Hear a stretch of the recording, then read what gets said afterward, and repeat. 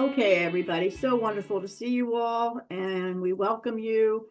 And this is the Career Focus Task Force, a very prestigious group. And today we're going to be looking at our first question, which is, how can schools and school systems promote young people's career exposure and readiness? Next slide, Greg. And as you know, this is one of three of these sessions that we'll be having. So today's September the 18th. Then we have one on October the 28th, which will deal with nonprofits, businesses, and community engagement. And we encourage you, if you have any resources or articles or anything like that on any of these topics, please send them to us, because we're putting together a big, huge resource guide for folks.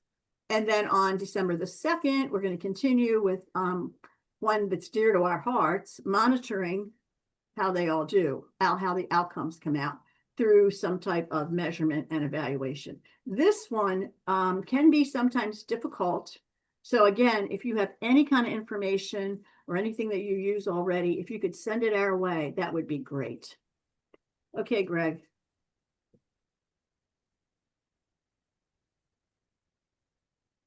So this is just a quick roadmap of where we're going today. Dr. Balthance will give us his welcome in just a moment, and then we will have an opportunity for you all to introduce yourselves as we also introduce the topic. And then we're going to work, most of our time will be in breakout groups where we will consider the three guiding questions. And it was pretty astonishing, actually, when people started giving us feedback that there was a strong consensus around these guiding questions, the three here, and then one more on data. So we'll talk about these today, and we'll hit the data hard in December. If we have time after that, we'll have some general discussion. We'll share some resources. You all can share some resources. And then we will highlight a few upcoming events before we say goodbye. So welcome from Dr. Bell. Thank you, Anne. So formal. We know everybody here. This is the old Pathways to Adult Success gang. And that's the reason we're here, is that I thought nobody better to bring together to help collectively on this idea, which is that, as we know, everybody here, that, I don't know if you want to call it career-focused learning, however you want to describe it, is sort of having its moment. It's the thing people are talking about and interested in at multiple levels.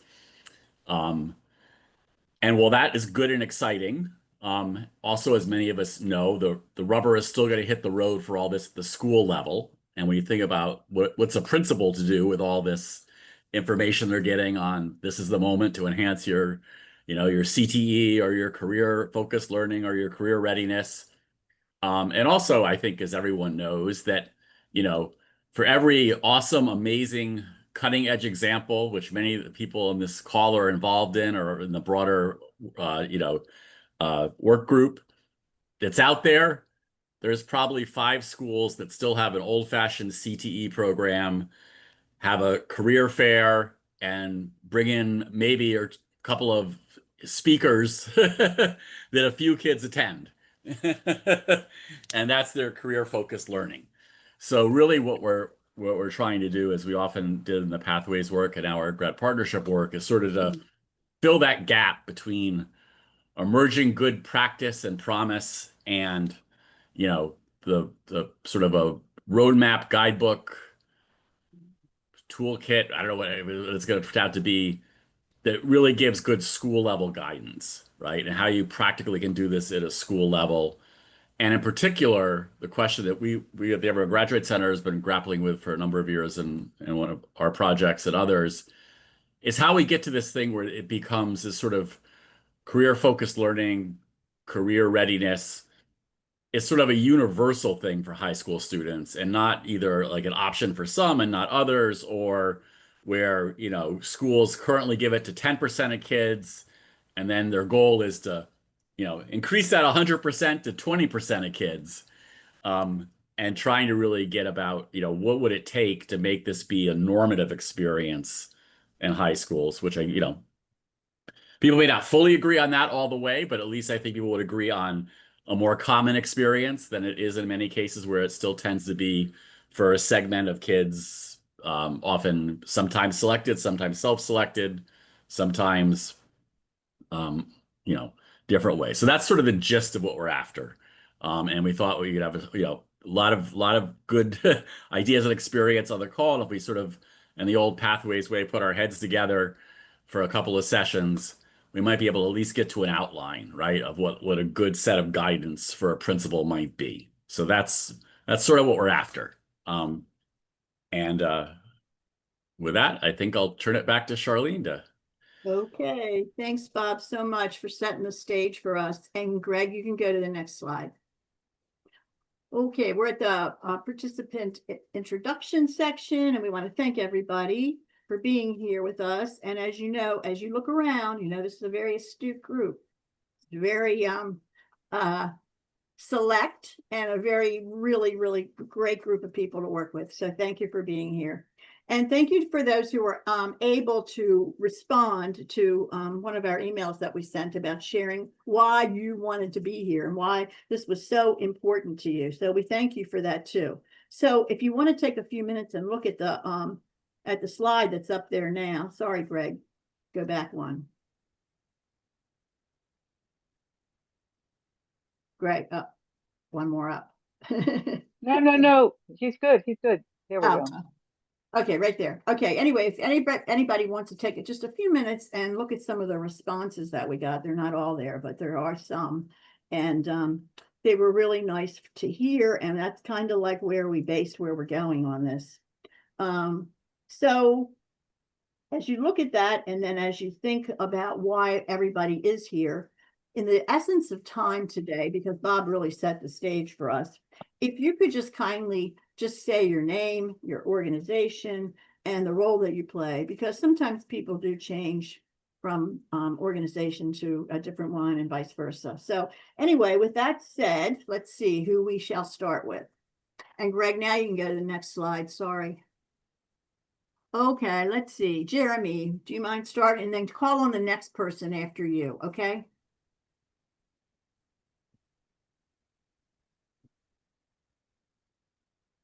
Absolutely. Okay. Thanks. Good afternoon, all. My name is Jeremy Greenfield. I'm at Jobs First NYC. We're a workforce and education intermediary in New York City, where our mission is around expanding economic mobility for young people in the city. We do that by braiding together different systems. We work with the mayor's office and New York City public schools. We have over 200 partners across the city and beyond. My role here is as vice president. I oversee our research, impact, and education work. I've really enjoyed being in this space and the pathways or adult, whatever the name of the Everyone Graduates Center, Pathways to Adult Success. That's what it is, right? But I've really enjoyed participating in this community over the years. Really happy to be with you all today. Thank you, Jeremy. Can you call on somebody next? Do you mind? Yes, Taylor, if you could go next. Sure. Good afternoon, everyone. My name is Taylor Pratt, and I am the Senior Director for Career Supports at Achieve Atlanta.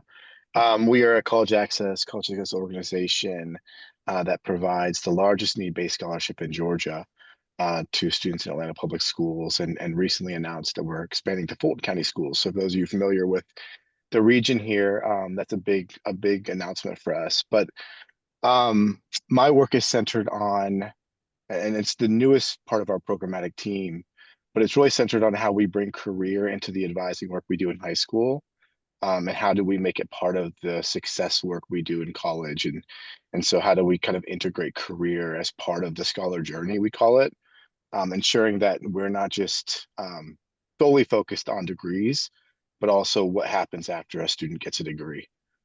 And how do they move on onto a path of upward mobility? So I'm excited to be with you all and learn from this great group. And I will pass it along to Tracy. Great, thank you. Tracy Templin. I am the Vice Provost for Academic Programs and Accreditation at National Louis University here in Chicago, Illinois. In my role, I oversee all the academic programs and support new program development. And one of the things that we're really excited about for the institution is we have our eye on, careers. For us, it's not just graduating with your with a bachelor's degree or higher ed than that, but also securing sustainable, meaningful employment. And so we have a workforce development arm. We're looking in innovative models to provide students credit while they work and earn their bachelor's degree. So really excited to join in the conversation. And I will call on Joel. Thanks, Tracy. Hey, everyone, I'm Joel Vargas. I'm Vice President of Education at Jobs for the Future, which is a national nonprofit organization whose mission it is to design and scale solutions that can transform our education and workforce systems so that more people can advance economically, including their acquisition of the kinds of preparation they need and conditions, et cetera, to get quality jobs. My work over the years, my portfolio encompasses adult ed to community colleges down, but I'll admit, in apropos to this conversation, had a specialty on incorporating college and career experience into high school for all the purposes that we know why it can be so powerful. And just looking forward to be part of this conversation because we're, as Bob said at the beginning, we're not where we need to be. Thanks. So I will call on, let's see, how about, how about John? John Green. Hey, everybody. Thanks for letting me be part of this group. I was really excited to get to be with Bob and the crew, back in 2019 when we hosted that national conference. But as you know, that was just a couple months before the pandemic. And so if we had anything that happened before the pandemic, it's as though it never happened. And so we've been real fortunate. I'm in Georgia. I've worked a long time in the Gwinnett world. I felt like at that time I was at Pixar because we were doing some innovative work in the Georgia region. And then now I'm doing a lot in Gwinnett. And so essentially I had a long tenure in K-12, but now I do a lot of work from the community perspective. If I would steal a term from Katja Schipperhein, she says what I do is really, I'm a learnscaper. And so essentially that means that we're taking all the different entities involved with the learning journey for our young people, and we find a way to maybe work together. And that sounds real simple, but as Bob and the crew really know, that is not the case. And so glad to see that as we progress, we're going to do a little bit of discussion on the partnering parts and so forth. And so it's just great to be with you all. I was the one in the yellow where they had the quote, and that has changed since that was delivered because of so much advancement in AI in particular. So now I've phrased that as I look at it from a global research and exemplars perspective, and then the national agenda, and then the state direction, and then finally a community response. So I'm sort of at a 4-tier instead of a 3-tier approach. And then I also look at it, what I term a clear path forward. And I talk to teams and groups and organizations, communities, and so forth. And that means culture, leadership, engagement, accountability, and results. And then your path is your prioritized actions that happen. You can already tell that I'm a former coach. And then that forward, that ends up being the customizable part. So anyway, it sort of sticks with you. I'll call on, let's see, who has not talked yet? Austin, did you talk yet? No, so I'm going to pick on Austin. I have not. Thanks, John. Good to be with you all today. My name's Austin Estes. I'm an associate director at Education Strategy Group. We are a mission-driven consulting firm that works with states and districts to support economic mobility and opportunities for young people to access good-paying jobs in their futures. Previously, I've actually been in this role for only 1 year. So previously I worked with the Council of Chief State School Officers. And then before that, where I first got connected with Pathways to Adult Success was when I was with Advanced CTE, which was working with the state directors of career technical education. So my background is in kind of the CTE career pathways space. I took a brief detour for the last couple of years to focus on state's pandemic recovery efforts, but now I'm back in the career readiness space and excited to be with you all. And let me see, I will call on Jerry. I think you haven't gone yet, have you? I haven't, but I'll let the continued brilliance of this team that Ann and Shar have brought together continue on. I'm part of Bob's team and just delighted and thrilled that Ann and Shar allowed me to be a part of this space today. And I will call on my colleague, Michelle. Hi, everyone. Internet issues. I'll try to stay here as much as possible. Michelle Starnes, I'm part of Bob's team and just so thrilled, just like Jerry said, I'll echo, in being in the same room with all of you. I'm a part of this amazing team and continue to learn from the field and continue to just grow and learn from all of you. So how about Shar? I don't know if Maria can hear us. I know we're all having some computer issues, but Yeah, Maria. I can hear you. Yeah, I just have to save it. Hello, everyone. My name is Maria Waltmeyer, and I am part of what John Green called us the Bob's crew. So that's who I am. I'm from the Everyone Graduate Center at Hopkins, and it's a pleasure to join you this afternoon. Yeah. And I am gonna call on, let me see, Farah. Sarah. Well, Yes. yeah, fair. Thank you so much. I'm driving, so I'm off camera, but I hope to join you visually in a moment. I am with the Philadelphia Education Fund, and we are big fans of the Everyone Graduate Centers. We have a long, long history with Bob and the team, through early warning systems to pathways to adult success. Of course, when I was asked if we would join this effort, the answer would always, of course, be yes. The work that we do at the Philadelphia Education Fund is about introducing our students to economic mobility gained through college access and success work. And increasingly more of our work is about career-connected learning and bringing forward career exploration and career pathways into our college access work, so our students are more engaged with their content areas and recognize what paths that can open up to them if they were to pursue post-secondary. So I'm really excited to be part of this conversation and increasing our knowledge and partnerships in career pathways. So can I indulge, Charlene, would you be willing to call on someone else since I can't look at the list? Sure. Is that who has not yet spoken? I'm sorry. I have a Rich. issue Yeah. with Rich Harrison. Yeah. Oh, Okay. okay. My gosh. Sorry about that. But I couldn't see. It's so good seeing everybody. It's been a while. My name is Rich Harrison. I'm the CEO for Lighthouse Community Public Schools. We operate a couple of feeder patterns exclusively in East Oakland, California, TK to 12th grade. And just really excited to be here. I've been involved with this in a couple permutations since 2015 maybe, or something like that, a while ago. And so just really excited to be back in community with you all. Just a couple of things that I work on. We just launched a foundation through this philanthropic gift that we have. So we're going to be just thinking deeply about what it means to make kind of very strategic local investments in kind of an impacted community, one of the most deserving communities in California. And we're really thinking about three things. You know, we have a good number of our students headed to college and career. We have another group that's headed into like 2-year colleges and apprenticeship.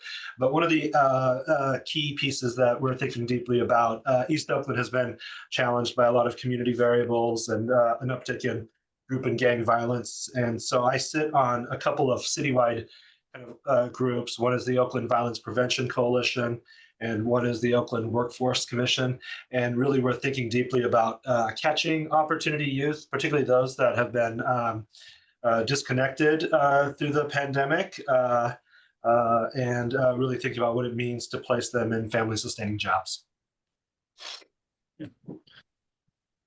Thanks, everybody. And just Charlie, before we jump on, I just want to just add two more things to the introduction. So the people that humbly introduce themselves as Bob's team, Jerry, Michelle, and Maria, have actually been working for the past 4 years with schools in New Mexico um, on a project we call On Track to Career Success to actually try to, to take a first run and figure out what would it take to give all kids these experiences. So they have a little bit more experience than they're letting on in their introductions.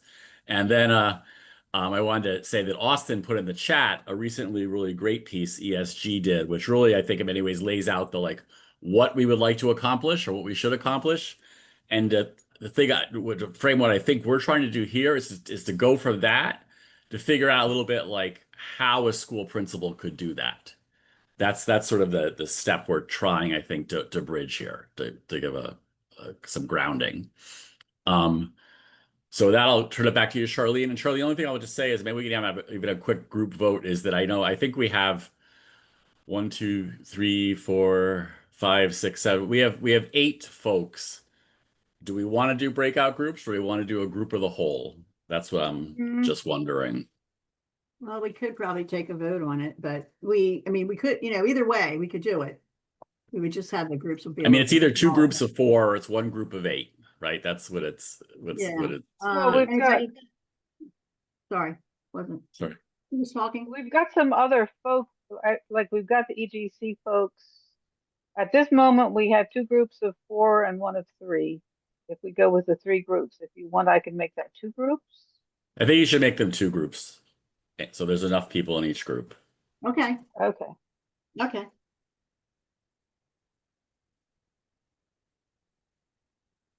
Are we okay, Ann? Yeah, we're good. Okay. Okay, Greg, you can move to the next slide, please. Thank you.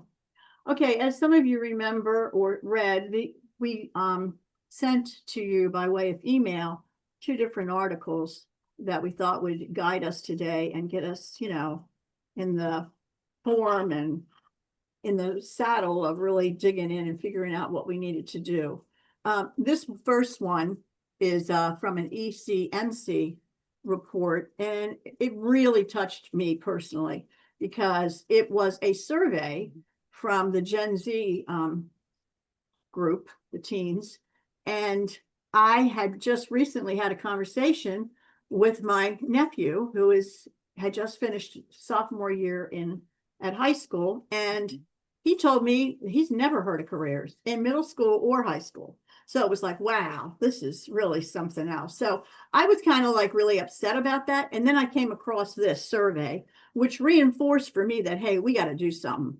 Something needs to be done now. So this particular survey, I don't know if all of you have had a chance to look at it, but I thought it was pretty powerful myself. And it was all the things that they really have now come to believe since pandemic. And the first one, obviously, is that post-secondary education is increasing, but they are reluctant to commit to a 4-year pathway of that education. They are more interested in digging their heels in and getting out there and making some money. And the other thing is that they really want to be a part of what their work may be. They want to start learning either in high school or right after through some apprenticeship or whatever. They want to be able to learn the job, but they also want to be able to learn on the job, like anything new that comes along, that goes along with their job, they also want to be a part of. So there's some other bullets there, but I'll let you all read them because I don't, in the essence of time, we'll move on. And Greg, you can go to the next slide, and Ian's going to talk about the other one we sent out. Sure. So another thing that we sent out was just the summary of a framework published by Avid. And as we know, Avid works in many high schools supporting particularly at-risk students. And they've highlighted some things that students need to access careers and things that educators need to do or can do to support them in that. And as the article from Ed Week asked, the big question is, and I think Bob has touched on this, will high schools step up and middle schools? Will schools step up to provide kids with the things that they need to do? Can they? Do they have what it what it will require. And we hope that we can help provide that with the collective wisdom of this group. We can move to the next slide, Greg. One participant suggested that perhaps we should all agree on career readiness, and I think that was a great idea. We've chosen a fairly succinct, but I think fairly complete definition from the Association for CTE, highlighting that to be successful in careers, students need the academic skills, of course, that are traditional that schools are supposed to be providing. And then employability skills, or what is often called soft skills, critical thinking, teamwork, responsibility, and then the technical job specific skills that they need for a particular career pathway. This being said, next slide. Greg, thank you. This is 12 minutes to discuss. I think we're a little short on time. Our introductions were a little long, so maybe we'll just have 10 minutes to discuss each of the guiding questions in the breakout groups. I am sending you in the chat a link to the Google Doc, and please, when you get in a group, you'll see what your group is. Scroll to the page that's appropriate, either page 1 or page 2, group 1 or group 2. And feel free to use the Google Docs to jot things down, thoughts, questions. If somebody else is talking and you want to say something, but you don't want to interrupt, you can just jot something down so you don't forget. After the discussion, each group will have a spokesperson to share for 3 to 5 minutes some of your most important insights. So please choose a spokesperson. Hopefully we'll have time for a more general discussion afterwards. And of course, after the session, we will send out all of the resources that have been shared. So please do join the Google Doc. You can do that from that link. And I'm going to put everyone in breakout groups unless there are any questions. Any questions? All right, you have 10 minutes, folks.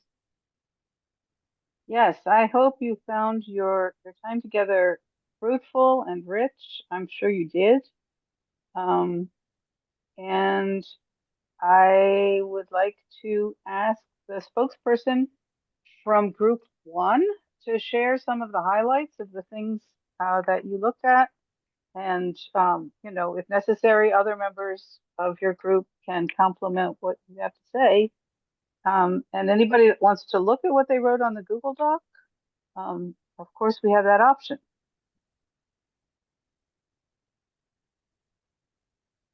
Austin, you started this off. Would you like to share? I'm happy to share. Thank you. I think our notes are under group 2. Is that right? Just so that I'm referring to the right place. I think I asked group 1 to go. Aren't you group 1? Yes, I but think I put that, Yeah. and in full transparency, Jerry needs glasses, and so she put the notes in group 2. I see. Austin's right. So we have a lot of notes in group 2. Awesome. Okay. That's great. They're all Go for it, together. Austin. No, that keeps it all together. Good. Yeah, I'd be happy to share a few quick highlights. So some of the themes and ideas that we touched on were the importance of early career advising, making sure that that starts kind of early, maybe even as early as elementary school, and is scaffolded and evolved as students' career interests evolve throughout high school.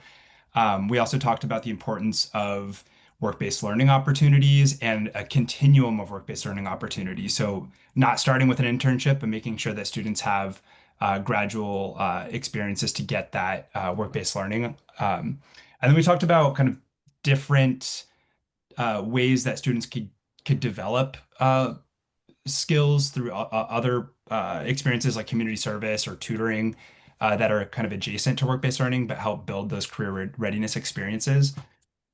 We talked a little bit about some of Rich shared a little bit about what Oakland, California is doing and how students have access to elective CTE course experiences. They have a parcel tax that all schools receive that support those opportunities, but they're really focused on making sure that all students are able to graduate and access jobs that provide a family sustaining wage, which is really challenging, kind of forecasting where the labor market needs are going and where those opportunities are.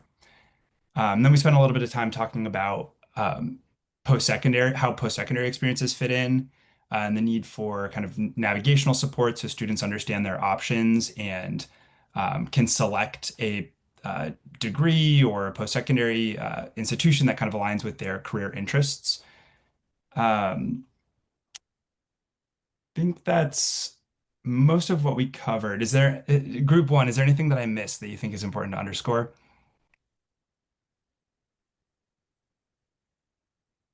All right. But lots of great ideas. Wish we had twice as much time to continue the conversation. Well, that is very helpful, and we will invite group two to, I mean, I'm sure there was a lot of overlap in some of the general themes, but anything that group two has that takes a little different slant or a different perspective, or maybe some of the how-tos, please feel free to share group two. All right, I'm not sure if we thought of ourselves as group one, so I don't know if we're the right Oh, number, great. but Fabulous. I'll sort of, Fabulous. I can report as to, that's where we put our notes. But just That works before I out. share, just one reflection on this question about what are some different models, approaches schools can to scale. And Bob, you're talking about how do we get to universalizing? I think we need to also like recognize, to your point, like we're really far away from it. Right. So I think the question might need to be a little bit different. It's almost like, what's the developmental approach? What is the phased approach? Okay, that's good. And so I think we really need to think about like what would constitute acceptable improvement over whatever period of time, right? So like if you have 0 of your students doing anything, you know, like I'm thinking one of the things we talked about in our group was we're furthest away with the out of school learning and internships. Yeah. So we're not going to universalize internships in 2 years. And so like, what is the goal then, right? Like what kind of like, what do we think of as that?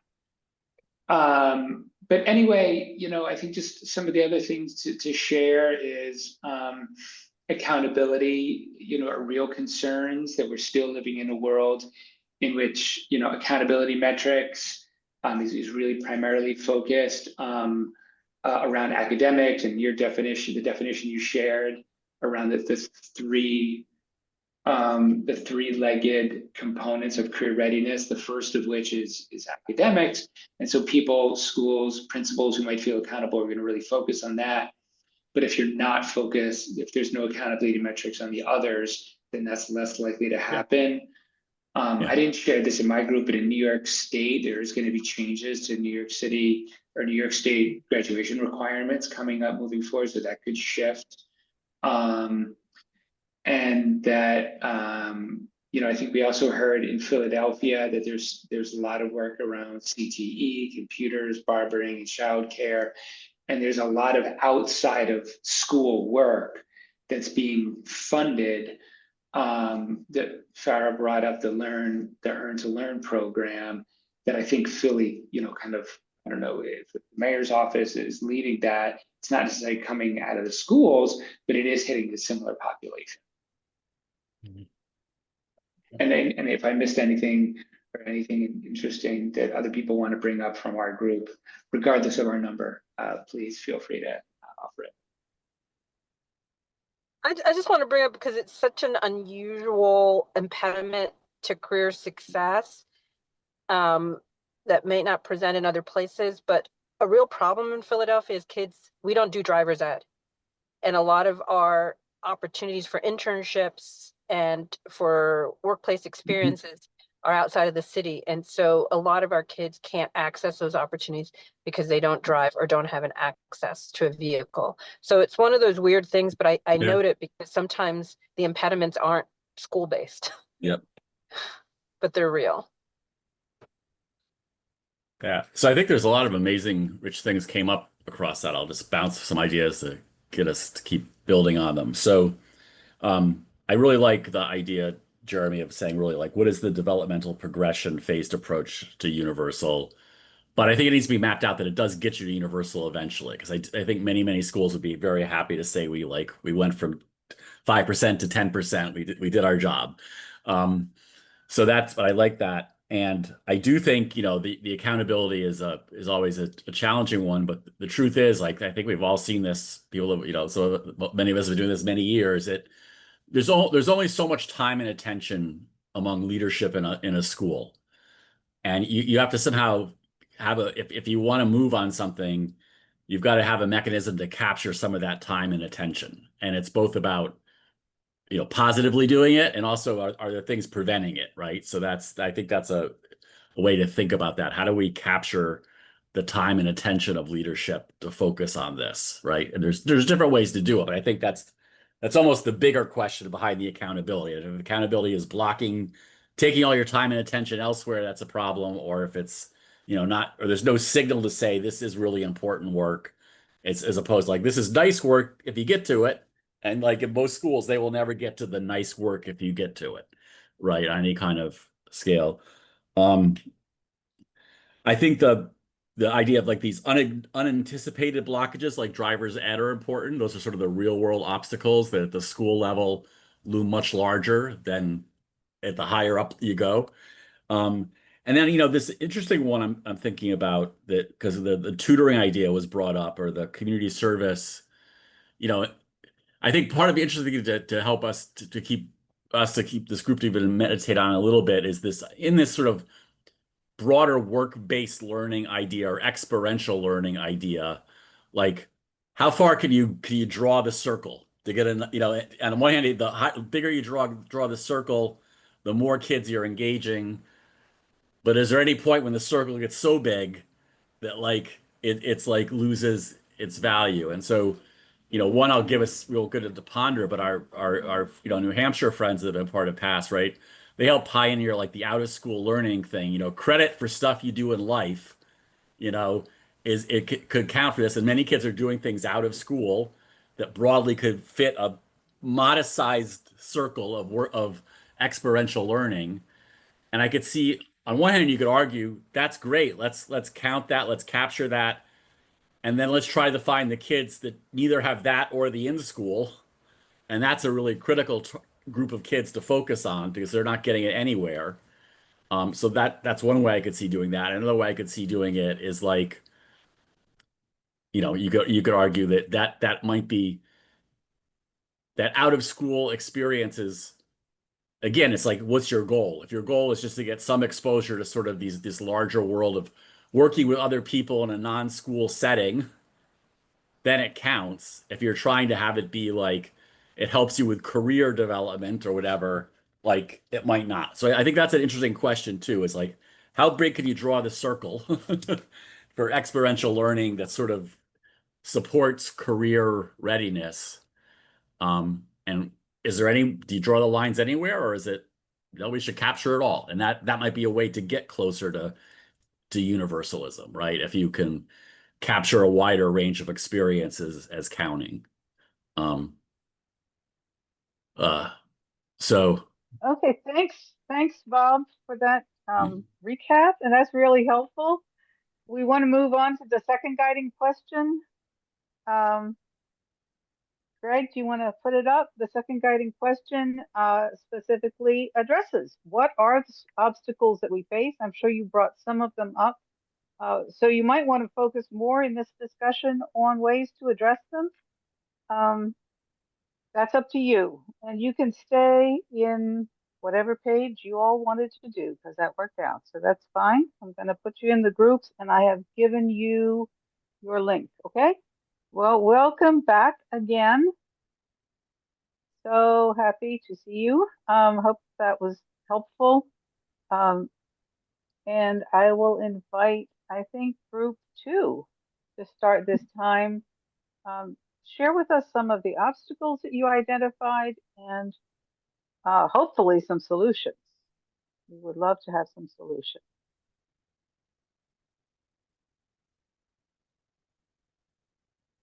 Okay, I'll take a stab at it for our group. And jump in, y'all. If so we just identified, I think John gave a really great like historical perspective on the transition we've made in school from kind of a focus on career to a focus on college for all, and how we aren't very good yet at doing both of those things, and really knowing how to best support students who are interested in maybe not just one path, but multiple paths, and that they can see college as a means to a career or directly to career. But I think doing that well, just like whenever you try to differentiate, it's a challenge. And so that's one of the obstacles we face, is trying to do both of those things well.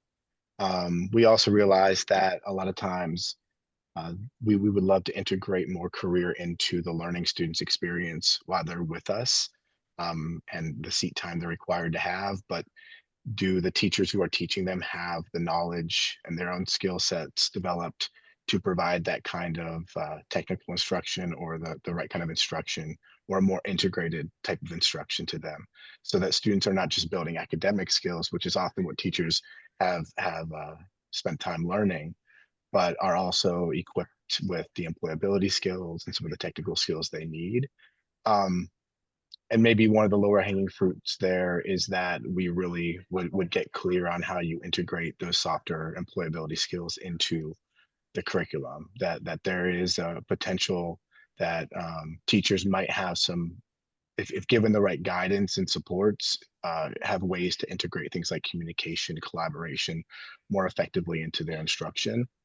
Um, and then we also just identified, as we became and have become more personalized in our education, and built smaller schools or smaller classrooms, it also becomes more difficult then to scale opportunity. So if you think about pathways, schools, to equip schools with a number of pathways that students may be interested in is very challenging. And then to get students from one school to the other based off of what they're interested in is very challenging. And so those remain barriers. And group two, if there's anything I missed, please jump.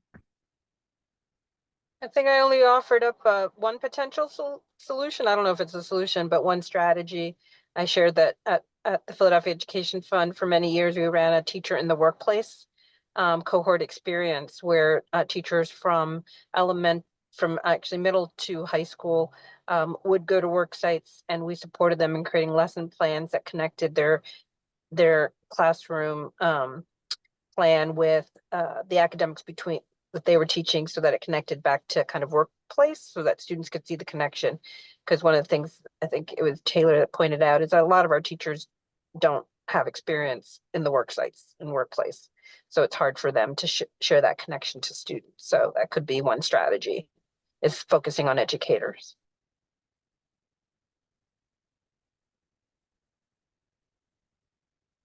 Thanks so much.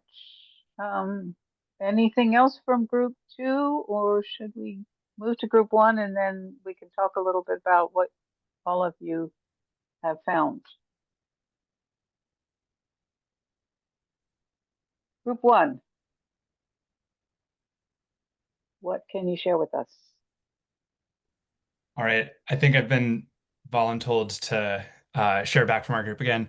I'll just summarize by starting with kind of high level challenges and barriers. So we spent kind of the last part of our conversation talking about how schools are still, based on kind of like the policy environment that they're working in, are forced to kind of work within certain limitations and work within a certain box. So we're talking about like seat time requirements, graduation requirements, where they have to meet certain expectations around, course taking and time in seats to get students to graduation, and that can be a real barrier. So there isn't as much opportunity and flexibility during the school day for students to experience meaningful career readiness opportunities. So that's one big barrier. An element of that is some challenges around accountability and how we measure career readiness. And we've seen a lot of states in the last decade that have made considerable progress prioritizing career readiness in their accountability systems, but those measures are still too broad. and oftentimes incentivize the wrong things. So you have a lot of students who are being told that they're career ready when they graduate because they've earned a certification that does not translate to opportunities in the job market. Same thing, we're seeing a lot of challenges around work-based learning where the way that it's defined and measured isn't sophisticated enough that it's aligned with quality experiences. So you might have some schools that say, okay, the student has a summer job, at the mall or at a fast food stop, and so we're going to count that as a work-based learning experience. Um, so that's kind of one class of challenges. And then we spent a little bit of time talking about kind of more ground level barriers. So Michelle opened our conversation talking about transportation as a barrier to quality work-based learning experiences. There are some innovations in this area around New York City Public Schools has a workplace challenge where students experience or complete um, a, a challenge that is created by employers over, I think, 4 to 6 weeks. So it's a kind of time-bound experience. They get mentorship and feedback from employers, but they can complete it in the classroom, so they don't have to worry about getting to a work site. Um, Something that Joel brought up was the importance of even when you do have internships or other learning experiences, if you don't define the learning objectives and make it really clear to students, like what they're learning, how to document that learning, um, how that can translate to their career goals, then it might not be a quality experience. And on the flip side of that, there are a lot of other experiences that are not an internship where a student could learn or develop career ready skills. So kind of widening the umbrella there about what types of experiences could build career readiness. I think that captures like a high level summary of our conversation, but group one, let me know if there's anything that I missed.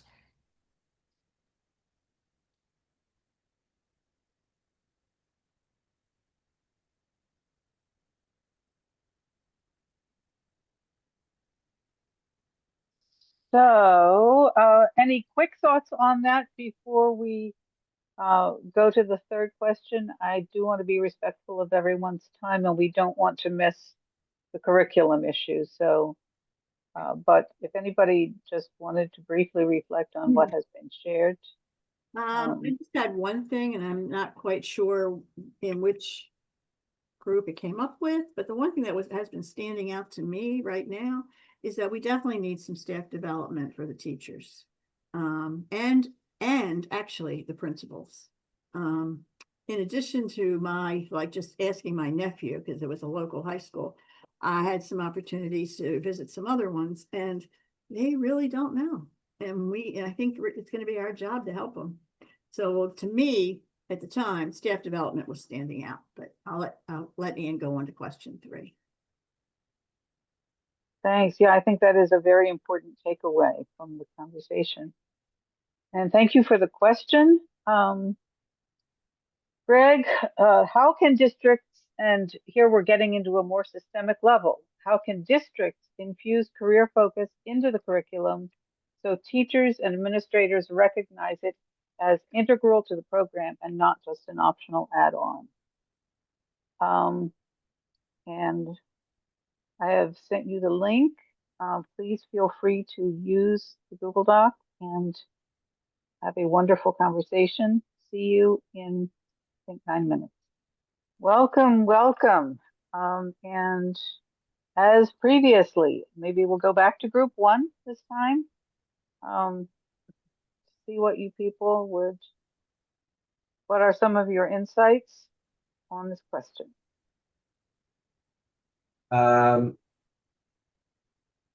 Yeah, I'm looking at our notes. We talked a little bit about, we talked about a lot of things. There are a few things that we focused on. One is looking at the transition years through a K-12 experience and really thinking about how careers could be built in much just earlier in those transition years. Thinking deeply about staff development, and the point that came up was our educators don't really have an opportunity to have industry or career-based learning experiences, and then providing that in a K-12 system. I think there's also this notion of like, how can we measure and create some stronger district focus and accountability tied to career readiness? That was kind of a theme that we talked about. We talked a little bit about this challenge of getting everyone in the ecosystem, from K-12, higher ed, nonprofits, industry, city, county, kind of municipal structures or county structures that do workforce dev in the same room to really center the experience of young people as and then really measuring their outcomes in terms of readiness and actually like physically entering a career or workforce industry. And then we finished our conversation just talking a little bit more about just competencies and just really thinking about how we need to shape students' learning a little bit differently than we have been. And would like to open it up if I missed anything, team.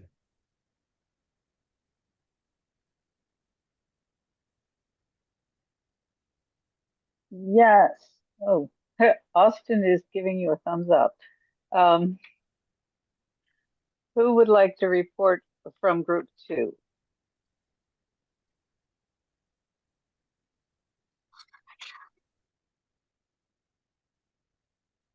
So go ahead and do it again for our group. So we had very similar conversation that group 1 had.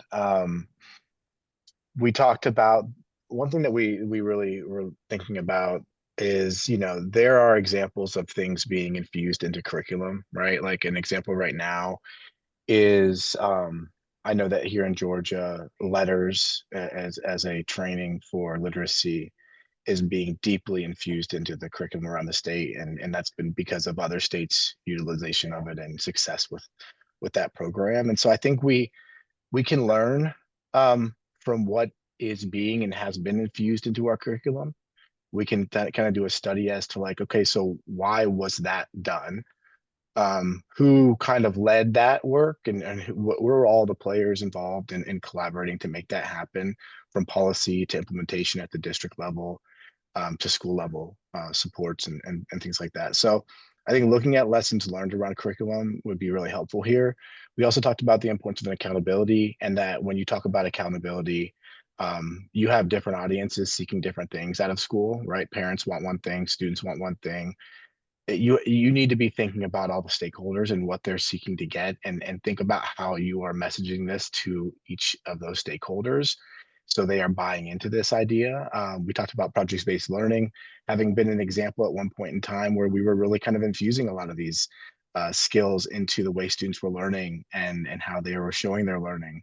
And some of that was just it just evaporated in some of our districts.